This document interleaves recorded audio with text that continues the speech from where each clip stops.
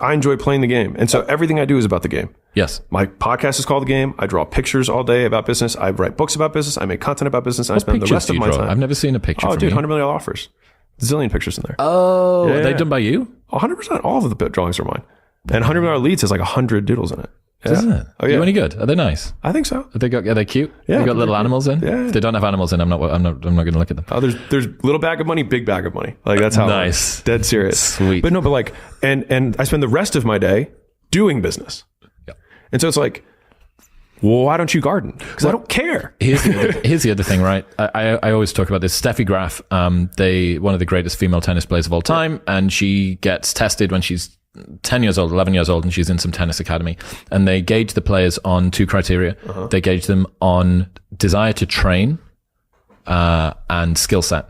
All right. And she was 10 out of 10 on both. Mm-hmm. So, okay, not only has she got the raw materials to make a phenomenal tennis player, but she'll outwork you, and to her, it won't even feel like work. That's fucking terrifying. Yeah. And that's why I do think for the people that look at yourself and say, Alex is on a road to burnout, it's because you are using your theory of mind about how you would feel if you had to work as much as you do. Yes. But okay, what is the thing that you can do longer than anybody else, and to them it looks like work, and to you it looks like play or feels like play? What would that be? Oh, well, for me it would be computer games or knitting or rock music or whatever it is. It's like, okay, so imagine if you just got to do that all day, but instead of it being rock music, it was fucking business. Yeah. Someone commented the other day, was it you're sprinting on a treadmill? They were concerned that the pace that the show is going out at was going to cause me to burn out. And in retrospect, in 5 years' time, I might go, fuck yeah, I was moving too quick. But I don't think that. Like, I work at the pace that I like to work at. And I also like to see where those limits are. And that's exciting to me. To go, okay, just how much harder can I go here? And then again, you've got to temper it with, that's burnout. Like, that's just the beginning of it. And you only know that after you've burned out like 30 times. But it's trite to say after Atomic Habits by James Clear, right? But the intersection of like what you love to do, what you're good at, and what you can be paid for is like slap bang in the middle of it. Slaves worked all the hours they were awake for their entire lives. In American history, in Egyptian history, in the rest of the world that had slaves, which is most of the world at some given point. I think like if they can do it, so can I.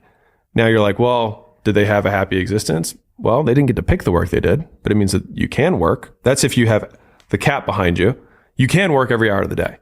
I'm like, well, if you get to have the cheese and you get to eat the cheese the whole way you're going, then, I mean, there's the famous quote, the person who loves walking walks further than the person who loves the destination, right? And so like, I think it's the same thing, but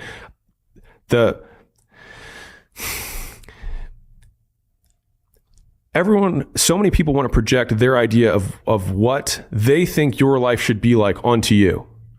And it's just completely irrelevant. It just doesn't matter. Like if all I did, if I weren't married, right? Because people are like, okay, well, he is married and like I am in shape, but I also just like working out. But if I didn't have either of those things and all I did was work all day, more people would talk about the work-life balance thing for me than they currently do. And who cares? I fundamentally am like, you are going to die and you're not going to matter. And I'm going to die and I'm not going to matter. So why do I care about what you're going to say when you're not even going to show up to my funeral? Who gives a shit?